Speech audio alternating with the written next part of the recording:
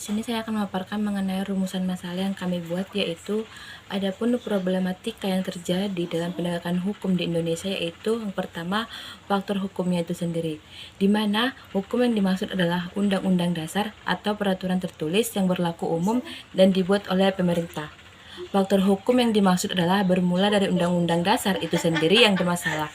Penegakan yang berasal dari undang-undang dasar itu disebabkan yang pertama, tidak diikutnya ajas-ajas berlakunya undang-undang dasar. Yang kedua, belum ada peraturan pelaksanaan yang sangat dibutuhkan untuk menerapkan undang-undang dasar. Yang ketiga, ketidakjelasan arti kata-kata dalam undang-undang dasar yang akan berakibat kesimpangan syuuran dalam penafsiran serta penerapannya. Baik, selanjutnya yang kedua itu adalah faktor penegak hukumnya. Yang dimaksudkan di sini adalah dengan penegak hukum itu adalah pihak-pihak yang terlibat langsung atau tidak terlibat langsung dalam penegakan hukum, seperti itu ya, mulai dari polisi, jaksa, hakim, komisi pemberantasan korupsi atau KPK yang seperti kita tahu, penasihat hukum atau advokat, dan hingga tugas-tugas sipil permasyarakatan. Setiap profesi penegak hukum mempunyai wewenang atau kekuasaan tugas masing-masing. Hakim berada di dalam peranan yang sangatlah menentukan ketika suatu keputusan itu diharapkan untuk lahir dan pelaksanaan tugas-tugas tersebut hakim harus berada dalam kemandiriannya, seperti itu ya. Sedangkan tugas dari penegak hukum yang lainnya adalah meyakinkan dan menjelaskan pada hakim apa dan bagaimanakah permasalahan hukumnya, sehingga akan diperoleh nantinya suatu keyakinan hakim untuk mendapatkan untuk memutuskan secara adil dan juga bijaksana. Terima kasih.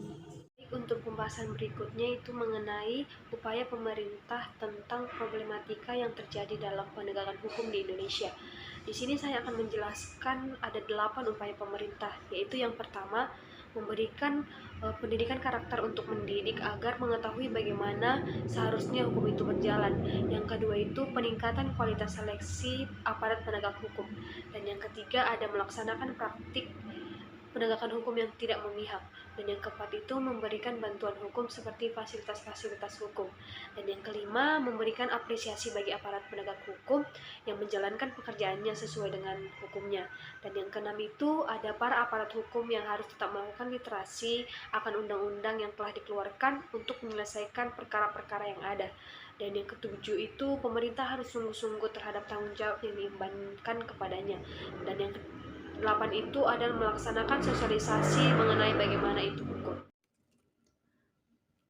Solusi problematika yang terjadi dalam penegakan hukum di Indonesia yang pertama yaitu perlunya perbaikan moral terhadap seluruh warga negara Indonesia dan aparatur penegak hukum, karena perbaikan moral merupakan langkah utama untuk mengatasi masalah penegakan hukum sehingga mempunyai kredibilitas yang tinggi. Yang kedua yaitu turut andilnya pihak-pihak terkait, yaitu kepolisian, kejaksaan, kehakiman dalam persosialisasian hukum ke masyarakat awam yang tidak mengerti hukum itu akan sangat membantu. Bahwa hukum menurut pandangan mereka adalah suatu pembelajaran untuk menuju masyarakat yang lebih tertib dan taat hukum. Yang ketiga yaitu penegak hukum seharusnya berjalan tidak semata melihat fakta, akan tetapi menimbang serta melihat latar belakang peristiwa, apa alasan yang menyebabkan terjadinya kejadian tersebut, adanya unsur kemanusiaan, dan menimbang rasa keadilan dalam memberikan keputusan. Hakim diwajibkan mencari dan menemukan kebenaran material yang menyangkut nilai-nilai keadilan yang harus diwujudkan dalam peradilan pidana. Dengan ini, diharapkan tidak ada keputusan yang kontroversial dan memberikan keputusan yang seadil-adilnya. Dan yang keempat, hukum seharusnya tidak ditegakkan dalam bentuk yang paling kaku, arogan, hitam putih, akan tetapi harus berdasarkan rasa keadilan yang tinggi, tidak hanya mengikuti hukum dalam konteks perundang-undangan hitam putih semata. Karena hukum yang ditegakkan yang hanya berdasarkan konteks hitam putih belaka hanya akan menghasilkan putusan-putusan yang kontroversial dan tidak memenuhi rasa keadilan yang sebenarnya. Selanjutnya akan dilanjutkan oleh Saudari Valda. Baik, saya akan membacakan lanjutan dari Saudari Dorcas tentang rumusan masalahnya. Solusi dari rumusan masalah. Solusi rumusan masalah yang kelima, yaitu hukum seharusnya tidak ditegakkan dalam bentuk yang paling kaku, arogan. Akan tetapi, hukum harus berdasarkan rasa keadilan yang tinggi dan tidak hanya mengikuti hukum dalam konteks perundang-undangan. Nah, solusi yang selanjutnya, hakim sebagai pemberi keputusan seharusnya tidak menjadi corong undang-undang yang hanya mengikuti peraturan saja, semata-mata tanpa memperdulikan rasa keadilan. Seharusnya hakim mengikuti perundang-undangan dengan mementingkan rasa keadilan yang seadil-adilnya.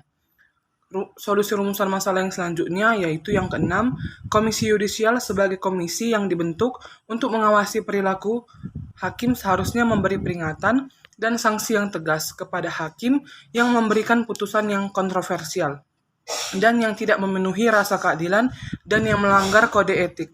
Nah, yang selanjutnya, yang ketujuh yaitu meningkatkan pembinaan integritas, kemampuan atau keterampilan dan ketertiban serta kesadaran hukum dari pelaksana penegak hukum tentang tugas dan tanggung jawabnya. Dalam melaksanakan tugasnya, penegak hukum benar-benar harus melaksanakan asas persamaan hak di dalam hukum bagi setiap anggota masyarakat. Nah, rumusan masalah yang ke-8 yaitu mencukupi kebutuhan personal, sarana dan prasarana untuk pelaksanaan menegakkan hukum. Meningkatkan kesejahteraan penegak hukum sehingga tidak ada hakim yang terlibat kasus korupsi. Rumusan masalah yang ke-9 yaitu solusi rumusan masalah yang ke-9 yaitu pemberian sanksi yang tegas kepada aparat penegak hukum yang tidak menjalankan tugas dengan semestinya. Dan solusi rumusan masalah yang terakhir yaitu adanya penghargaan bagi jaksa dan hakim yang berprestasi dan memberikan terobosan-terobosan dalam penegakan hukum di Indonesia. Nah, dengan adanya penghargaan ini, diharapkan semua masyarakat dan semua penegak hakim berlomba-lomba untuk memberikan terobosan yang bermanfaat bagi penegakan hukum Indonesia. Terima kasih, sekian dari saya.